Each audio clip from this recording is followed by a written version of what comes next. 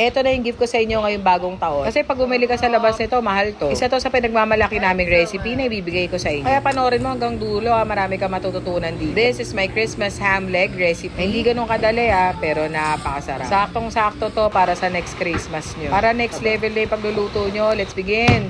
Itong pork ham leg, nabili ko lang sa palengke. This is around 6 kilos. Then our first step, para sumarap siya, marinate. 1 liter pineapple juice, 2 cups ng white or brown sugar, depende sa'yo, and 1 cup ng rock salt. Season natin with 1 tablespoon of ground black pepper.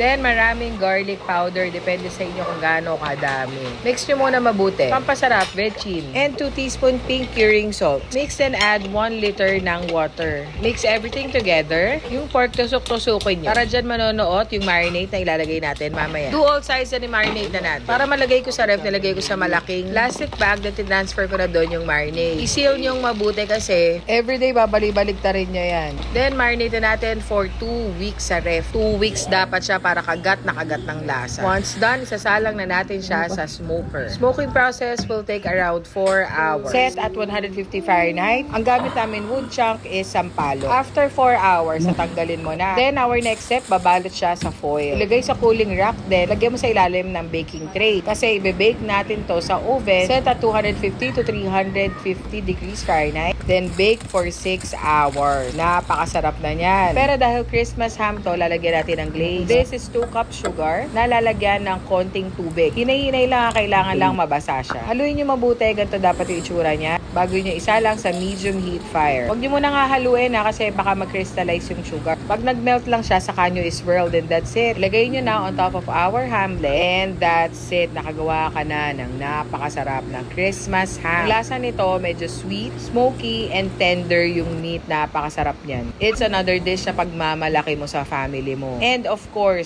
pwedeng-pwede mong gawing business. This recipe is my gift to you ngayong bagong taon. Happy New Year, everyone!